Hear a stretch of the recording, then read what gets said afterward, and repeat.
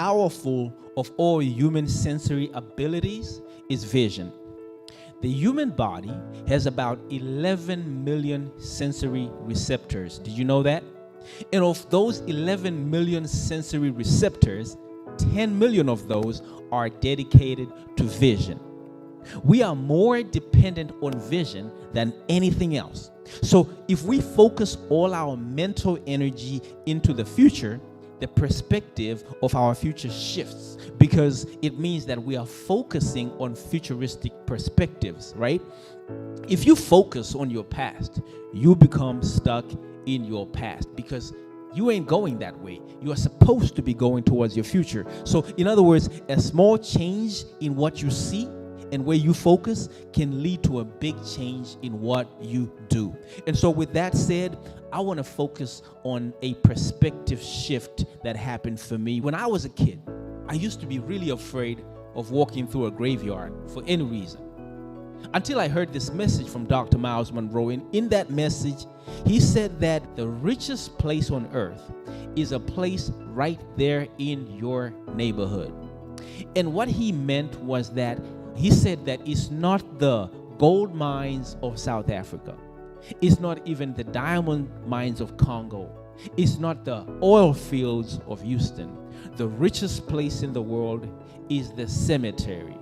And he said that if I could find a way to mine the minds of those in the cemetery, I would be the richest man in the world.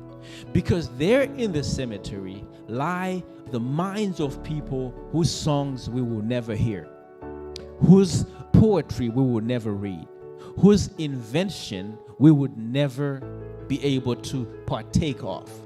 There in the cemetery lie the minds of men and the gifts of men that died with them. There in the cemetery are gifts that make God weak.